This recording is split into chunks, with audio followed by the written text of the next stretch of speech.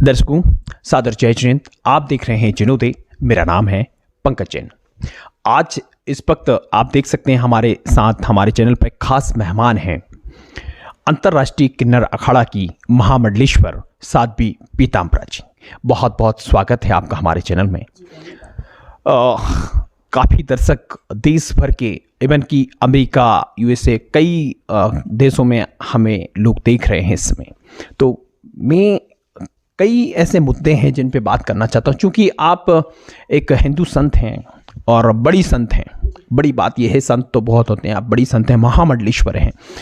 और भगवा, चूँकि आज जो हमारा विषय है, भगवा की आड़ में जो लोग आताताई हैं, जो आतंक फैलाना चाहते हैं, ऐसे लोगों को हम मुंह तोड़ जवाब देना चाहते हैं। क्योंकि आप भी भगवा धारण किए हुए हैं और लोगों का कई दफ़ा ये आरोप होता है कि हम जो है भगवा की कदर नहीं करते हैं या भगवा का अपमान करते हैं या भगवा के विरोध में हैं। ऐसा नहीं है, क्योंकि भगवा का हम भी सम्मान करते हैं। क्योंकि लेकिन क्या ऐसा नहीं लगता आपको कि सिर्फ वस्त्र बदलने से कोई संत बन जाया करता है? आचार विचार, धर्म, कर्म ये मायने नहीं रखते? आपने बहुत अच्छा प्रश्न उठाया है।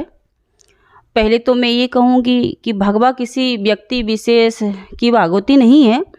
भगवा एक ऐसा शब्द है जो हमारे हिंदुस्तान, भारत माता का जो झंडा होता है उसमें जो केसरिया रंग पहला होता है वो भगवा ही है, जिसको हमारे देश के प्रधानमंत्री अर्थात राष्ट्रपति दोनों 26 जनवरी 15 अगस्त को सलामी देते हैं, प्रणाम करते हैं।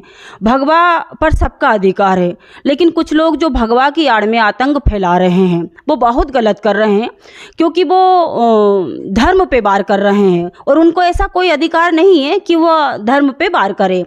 और जो भगवा की आड़ में जो आतंक फैला रहे हैं, जो भगवा वस्त्र बिना अनुमति के धारण कर लेते हैं, बिना गुरुओं के, बिना शिक्षा दीक्षा के, वो भी बहुत गलत कर रहे हैं। जी बहुत सुंदर बात आपने कही, क्योंकि भगवा की अपनी मर्यादाएं हैं।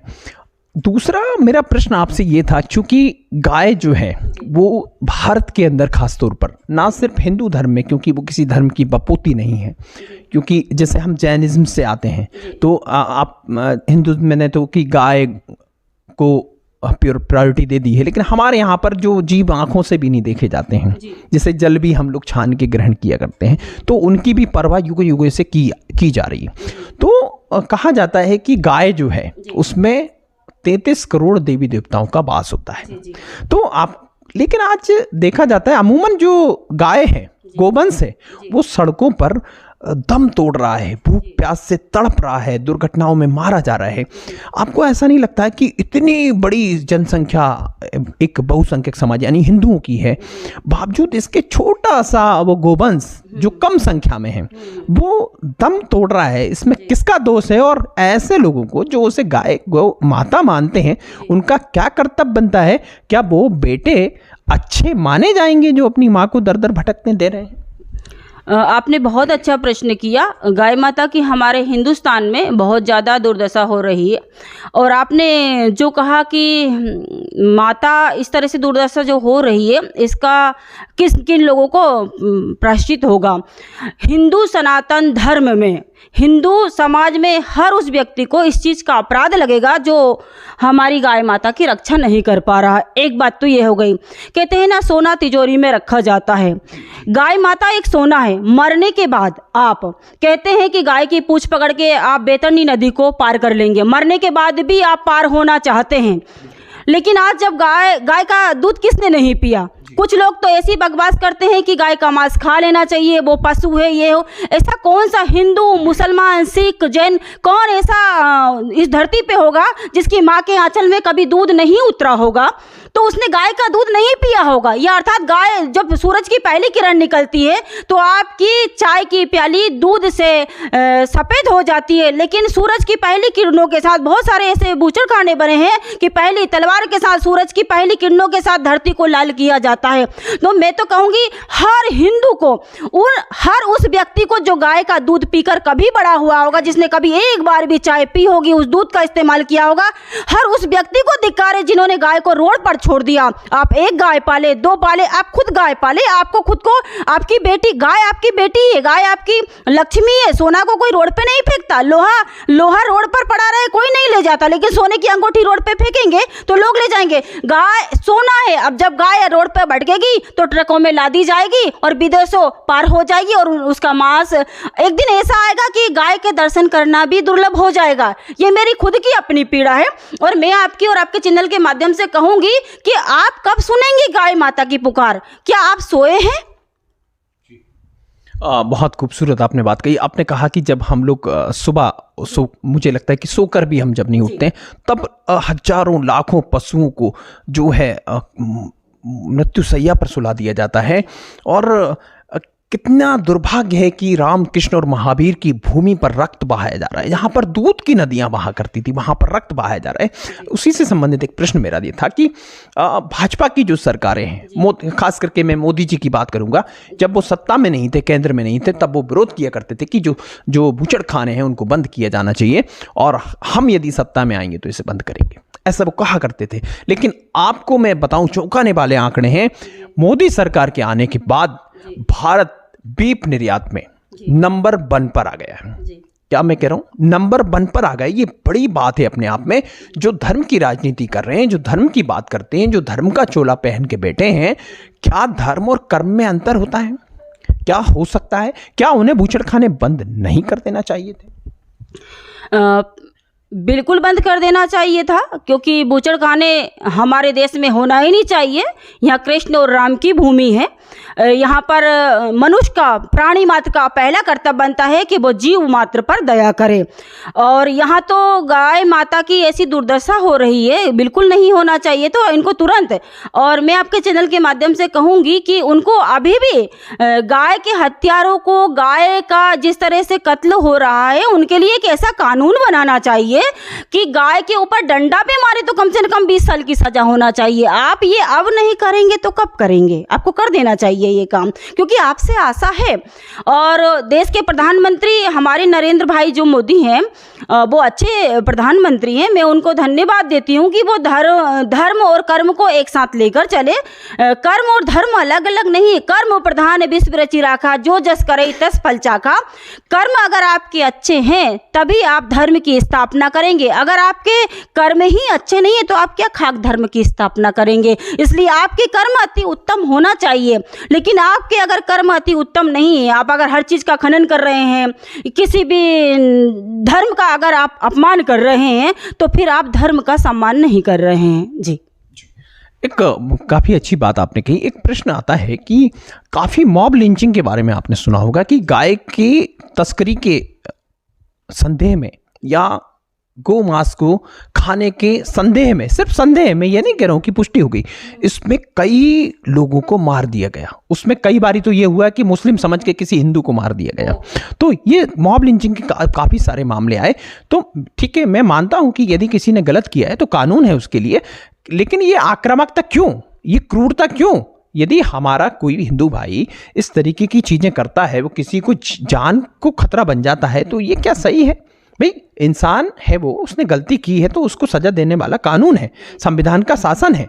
आप कौन होते हैं उसे सजा देने वाले? दूसरा, इसी में कुछ निर्दोष लोग, भंवरलाल जैन का आपने नाम सुना होगा, वो भी इसी तरह की एक मॉब लिंचिंग का शिकार हुए हैं। ये क्या है, मतलब ये कैसे ठीक हो सकता है? पहले तो मैं ये कहूँगी कि कानून को हाथ में नहीं लेना चाहिए, ये कानून के ऊपर छोड़ देना चाहिए। और कानून के हाथ में छोड़ेंगे तभी ये सब चीज़ें सही होगी। हर आदमी अपने हाथ में तलवार, बंदूकें लेकर ये सब कुछ सजा देने लग जाएगा तो फिर दुनिया में तो शांति नाम की चीज़ ही नहीं रहेगी। पुलिस नाम का डर खत्म हो जाएगा। जब पुलिस और जब कानून है तो कानून को, पुलिस को अपना काम करने देना चाहिए। एक सांसद हैं महेश गिरी जी, गिरनार का नाम आपने सुना ही होगा। गिरनार जो है भगवान नेमिनाथ की मोक्ष स्थली है। वहाँ से 72 करोड़ 700 मुनि अब तक मोक्ष गए हैं। 72 करोड़ 700 मुनि वहाँ से मोक्ष गए हैं। उस मोक्ष कण कण में वहाँ पर आप देखेंगे तीर्थंकर प्रतिमाएं हैं। जर्रे जर्रे में पहाड़ के कण कण में वहाँ पर जो है तपस्या बसी हुई है। उसका एक हिस्सा है पांचवी टोंक, जिससे नेमिनाथ भगवान वहां से निर्माण को प्राप्त हुए हैं। उनके वहां पर लाखों वर्ष पुराने चरण चिन्ह है, वहां पर प्रतिमा है। उस प्रतिमा पे एक कपड़ा डाल दिया गया, उसे आदि गुरु शंकराचार्य बताया जाता है। उन चरणों पे पुष्पों से ढक दिया गया है, उस पे एक चांदी का परकोटा बना दिया गया है, वहां पर एक प्रतिमा स्थापित कर दी गई है। और उनका ये कहना होता है कि ये दत्तात्रेय भगवान के स्वयंभू चरण हैं। जबकि हमारे जैन शास्त्रों में, जैन पुराणों में भरा पड़ा है कि ये नेमिनाथ भगवान की मोक्ष स्थली है। जहाँ तक कि सरकार के कई जो सर्वेक्षण हुए उसमें भी इस बात का जिक्र है कि वो नेमिनाथ भगवान का क्षेत्र है। बच्चा बच्चा जानता है। और अमूमन अगर हिंदू धर्मावलंबियों से पूछा जाए गिरनार क्या है, वैष्णो देवी कोई भी बता देगा, अमरनाथ कोई भी बता देगा, लेकिन मैं कहूँगा कि यदि गिरनार है तो बड़े भी शायद नहीं बता पाएंगे कि गिरनार कोई स्थान है। ऐसा इसलिए क्योंकि वो स्थान है नहीं आपका। तो ऐसे जो लोग हैं वो कार्यक्रम करने की धमकियाँ देते हैं। किसको? जैन यात्रियों को, कि हम उनका कार्यक्रम कर देंगे। कार्यक्रम मतलब कि काम तमाम कर देंगे। तो बताइए, कोई धर्म का चोला पहन के, भगवा धारण करके, कोई महंत है वहाँ का, वो किसी के कार्यक्रम करने की बात कर सकता है? ये क्या उचित है? और किसी के धर्म स्थलों पे भगवा की आड़ में कब्जा करना, उन्हें हथियाना कहाँ तक उचित है? पहले तो भगवा पहनकर ऐसा कोई करता नहीं है, लेकिन अगर भगवा पहनकर गिरनार के बारे में इस तरह की चर्चा करता है तो ये बहुत ज़्यादा अपमानजनक बात है। क्योंकि इसमें अगर कोई भगवा पहन के करता है तो सनातन धर्म भगवा पूरा बदनाम हो जाएगा। तो पहले तो मैं उनको जानती नहीं हूँ, उनके बारे में सिर्फ सुना है, ज़्यादा पहचान तो मेरी है नहीं, तो मैं उसके बारे में ज़्यादा चर्चा भी नहीं करूँगी। पर मैं उनसे ज़रूर ये कहूँगी कि महोदय, अगर आपने भगवा पहना है तो भगवा पहनकर आप ये अपराध ना करें, क्योंकि अगर आप भगवा पहनकर ऐसा अपराध करेंगे तो आपके साथ ना जाने कितने भगवाधारी, जो बड़े बड़े शंकराचार्य हैं, आचार्य हैं, महामंडलेश्वर है, हमारे अखाड़े हैं, हमारे पूजनीय हैं, ये वो भगवा है जो तिरंगे में लहराता है। तो आप भगवा पहन के ये अत्याचार ना करें। अगर आप कर रहे हैं तो आपको तुरंत रोक देना चाहिए। और रही बात किसी भी धर्म की, आप उस पर अपना कब्जा ना करें। जी, कई बार ऐसा होता है कि अभी एक वहीं से जब जैनों के विरोध में वहाँ पे एक सभा इन्होंने की पिछली 28 तारीख को, तो वहाँ पे इन्होंने एक प्रपंच रचा। वहाँ पे इनके एक साधु ने कहा कि जैनम जयतु शासनम, एक शब्द है, प्रचलित शब्द है, उसको ये कहा कि जैनम भवतु नासनम। जबकि आपको मैं बताऊं कि पालीताना में जब जहाँ पे जैनों की संख्या है, वहाँ का आचार विचार देखिए, वहाँ की शुद्धता देखिए, पवित्रता देखिए, एनर्जी लेवल देखिए, वो अलग ही लेवल का मिलेगा। जबकि उसके उलट यदि आप देखें कि बाजारों में, मैं हमेशा कहा करता हूँ कि जो मांस की मंडियाँ हैं वहाँ पर गोल टोपियाँ कम नजर आया करती हैं। ऐसा मैं क्यों कहता हूँ? क्योंकि अधिकांश जो मांस के व्यापारी हैं, दुकानें जो लगी हैं, मंडियां हैं, उसमें गैर मुस्लिम लोग हैं। जब गैर मुस्लिम लोग हैं तो जबकि हमारी संस्कृति वो नहीं है, आपकी संस्कृति वो नहीं है कि हम मांस को खा रहे हैं, हमारे लिए खाने के लिए इतनी वनस्पतियां हैं, ना जाने तमाम चीज़ें हैं, तो हम इसका भक्षण कर रहे हैं। ये आपके यहाँ भी सही नहीं है, हमारे यहाँ भी सही नहीं, कतई सही नहीं कहा जा सकता। तो सिर्फ धंधे को अब उसको कर्म से जोड़ दिया जाता है कि धर्म अलग है और कर्म अलग है, जबकि ऐसा नहीं है, बल्कि कर्मों से ही धर्म का सीधा संबंध है। कर्म और धर्म अलग अलग नहीं हो सकते। इस विषय में ऐसे मांस का व्यापार करने वाले और मांस का उपभोग करने वाले, भक्षण करने वाले, ऐसे लोगों को आप क्या कहेंगे? आपने बहुत अच्छा प्रश्न किया है मुझसे। पहले तो जो लोग कहते हैं धर्म अलग है और कर्म अलग है, हम इस पे चर्चा कर ले। मैंने पहले भी कहा है कि कर्म को प्रधानता दी गई है। कर्म अगर आपका सही है तभी आप धर्म की स्थापना करेंगे। और जैन मुनि के तीर्थों में ही क्या, जैन मुनि के समाज में ही क्या, धर्म में ही क्या, सनातन धर्म में ही जीव का मांस खाना अपराध है।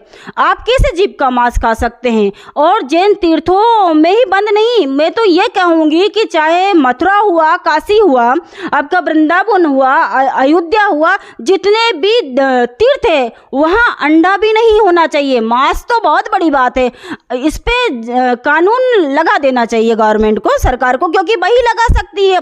ये कोई साधारण आदमी तो, साधारण व्यक्ति तो कोई कर नहीं नहीं सकता।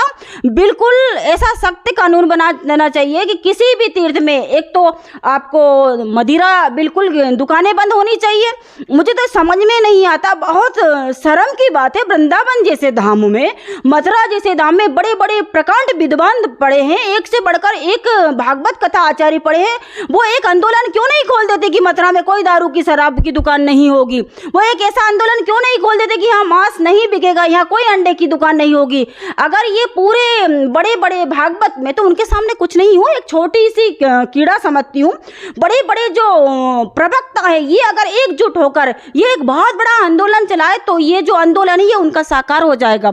ये इनको आवाज उठाना चाहिए, चारों शंकराचार्यों को, सभी अखाड़ों के आचार्यों को, सभी महामंडलेश्वर को और सभी भागवत कथा प्रवक्ताओं को, ये अपना अपना धर्म अलग अलग बात ना करे, ये एक साथ एकजुट होकर ये कहे कि किसी भी तीर्थ में ना मदिरा होगी, ना अंडा होगा, ना मांस होगा। ये सिर्फ जैन ही क्यों कहे कि मैं पानी छान के पीऊंगा? ये जैन ही क्यों कहे कि मैं सांस भी छान के लूंगा? जैन ही क्यों अपने मुंह पे मास्क लगाए? अरे सारे जो जितने भी सनातन धर्म को मानने वाले जो अपने आप को हिंदू कहते, भाई उन सबको कहीं भी नहीं लिखा है कि आप बलि चढ़ाएं, कहीं भी ऐसा नहीं लिखा है कि ये सब मांस मदिरा खाए, अच्छी अच्छी वनस्पतियां हैं, सारी चीजें हैं, तो आप क्यों किसी जीव को मार रहे हो? आपकी एक उंगली तोड़ेंगे तो क्या आपको दर्द नहीं होगा? आपको दर्द होगा, आपकी एक उंगली काटी जाती है तो आपको दर्द होता है, लेकिन आप बलि के नाम पर लाखों जीव की हत्या कर देते हो, आप खा जाते हो, अपना स्वार्थ हल करते हो। मुझे नहीं लगता कि महाकाली कहती है कि मेरे को बलि दो, तुम अपना मतलब हल करते हो। मैं तो इस आपके चैनल के माध्यम से यही कहूंगी, बड़े बड़े जितने भी मेरे पूजनीय शंकराचार्य हैं, आचार्य हैं, महामंडलेश्वर, बड़े बड़े भागवत कथा प्रवक्ता, सबके चरणों में प्रणाम। आप सब एक ऐसा आंदोलन छेड़े कि किसी भी तीर्थ में दारू, अंडा और मांस की कोई दुकान ना हो, इसका नाम ही खत्म कर दे। ये सिर्फ जैनों का ही मुद्दा नहीं है, ये सबका मुद्दा होना चाहिए। कितनी अजीबोगरीब बात है कि जिन तीर्थंकरों ने दुनिया को अहिंसा और शांति का मार्ग दिया, आज उन तीर्थंकरों की प्रतिमाओं को रूपांतरित कर विभिन्न देवी देवताओं के रूप में लोग पूजते हैं। यहाँ तक था तो चल जाता, उनके सामने बड़ा अब एक आयोजन कर बलि दी जाती है। ये कहाँ तक उचित है? ये अनुचित है, ऐसा बिल्कुल भी नहीं करना चाहिए, क्योंकि बलि का तो कहीं भी 18 पुराणों में, मैंने वेद तो नहीं पढ़े लेकिन 18 पुराणों को कहीं ना कहीं मैं पढ़ती रहती हूँ, और पुराणों में बलि का कहीं कोई प्रावधान नहीं है, बलि नहीं देनी चाहिए। अंतिम प्रश्न अब आपसे हम लेंगे। कुछ कथावाचक आए दिन कभी निर्गंथ मुनियों पर, कभी तीर्थंकरों पर अभद्र टिप्पणियां कर दिया करते हैं, अल्प ज्ञान के चलते कुछ भी कह दिया करते हैं। ऐसे कथावाचकों के लिए आप क्या कहेंगे? पहले तो बड़े बड़े विद्वान जितने भी हैं, जैसे कि बड़े विद्वानों में कृष्ण शास्त्री जी का नाम आता है और मृदुल जी का नाम आता है, हमारी परमादरणीय पूजनीय ऋतंबरा जी का नाम आते हैं। जितने भी बड़े भागवत कथा प्रवक्ता है वो ऐसी गलती नहीं करते हैं, लेकिन ये जो 6 महीने का कोर्स करके अचानक से बीच में ही भागवत कथा प्रवक्ता बन गए हैं, जिन्होंने संघर्ष नहीं किया, जिन्होंने गुरुओं के घर जाके झाड़ू पोछा नहीं किया, जिन्होंने बर्तन नहीं मांजे, जिन्होंने मेहनत नहीं की और मेहनत करने के बाद पढ़ाई नहीं की, गुरु के साथ अपनी चप्पलें नहीं घिसी, वो जो लोग अधबीच में अधगज घघरी झलकत जाए, वो जो लोग प्रवक्ता बन गए हैं, ऐसा अपराध वो करते हैं। क्योंकि जैन मुनियों के जैसा संत तो मुझे नहीं लगता कि ऐसा होगा। जैन मुनियों का तो ऐसा है कि 24 घंटे में वो एक ही बार भोजन करते हैं, और उस वक्त अगर उनको भोजन नहीं मिला तो वही 48 घंटे के आगे बात टल जाती है, वह भोजन नहीं करते हैं। और मैं उन लोगों को कहूँगी, मैंने भी बहुत सारे लोगों को सुना कि वो जैन मुनियों के मुनि संत के साथ ऐसा शब्दों के द्वारा जो दुर्व्यवहार किया है। भैया जी, पहले तो आपसे हाथ जोड़ के निवेदन है, पहले आप पढ़ तो लें, जैन मुनि के ग्रंथों को उठाएं, उनको समझे, फिर कहीं जाके आप उन पे टीपा टिप्पणी करें। क्योंकि उनके जैसा कोई सन्यास नहीं ले सकता, उनके जैसा कोई ठंड में बिना वस्त्रों के नहीं रह सकता। मुझे लगता है कि अगर कोई ऐसा व्यक्ति उनके लिए ऐसा सोचता भी है, तो बहुत बड़ा अपराध करता है। उनको माफ़ी मांगना चाहिए, उनको प्रायश्चित करना चाहिए कि आपने पहले तो हमारा धर्म नहीं सिखाता कि हम दूसरे संत के, साधु संत महात्मा किसी भी धर्म का खंडन करें, पर फिर भी कुछ लोगों ने ये जो धृष्टता की है कि जैन मुनियों के बारे में ऐसा कहा, तो उन्होंने एक अपराध किया है और उनको माफ़ी मांगना चाहिए। ये उनको शोभा नहीं देता, उनकी विद्वता को शोभा नहीं देता। और फिर श्रीमद् भागवत महापुराण के भागवत व्यासपीठ मंच पर बैठ के आप जैन मुनि के बारे में ऐसा कह रहे हैं, तो मुझे लगता है कि आपने गौ मारने के बराबर अपराध किया है, आपको माफ़ी मांगना चाहिए। जिस श्रीमद् भागवत महापुराण के मंच पे वो 7 दिन की साप्ताहिक भागवत कथा करते हैं, पहले मैं कहूँगी कि आप भागवत को अच्छे से अध्ययन करें। जिस ऋषभ देव की आप चर्चा करते हैं भागवत में, उन्हीं के पुत्र भरत के नाम पर पूरा भारतवर्ष नाम पड़ा है। आप ऋषभ देव से ही उत्पन्न जैन मुनि समाज को माना जाता है और उन्हीं का पुत्र भरत के नाम पे पूरा भारतवर्ष पड़ा है। मुझे समझ में नहीं आता कि भागवत कथा प्रवक्ता उसे ये कैसे गलती हो गई, ये कैसे उनका अपमान कर दिया। जिनके नाम पर भारतवर्ष नाम पड़ा हो, उनके नाम को इस तरह से कैसे कह दिया। क्योंकि ऋषभ देव की जहाँ बात आती है तो उन्हीं के पुत्र के नाम पर ही इस भारत देश का नाम पड़ा था, जिस देश में हम सब रहते हैं, जिस व्यासपीठ पर आप भागवत कथा करते हैं। जी बहुत बहुत धन्यवाद। दर्शकों, तमाम प्रश्न हमने माँ पीताम्बरा जी से किए और बड़े ही बेबाक अंदाज में, सटीक और सभ्य भाषा में जो हमें जवाब दिए गए हैं, मैं समझता हूँ कि तमाम हमारे दर्शक जो हमें देख रहे थे, उन्हें लगा होगा कि हाँ, वाकई भगवा जो है वो हर भगवा बदनाम नहीं होता, हर भगवा खराब नहीं होता, हर भगवाधारी खराब नहीं होता। फिर होगी मुलाकात किसी अन्य वीडियो के साथ, तब तक के लिए सादर जय जिनेंद्र।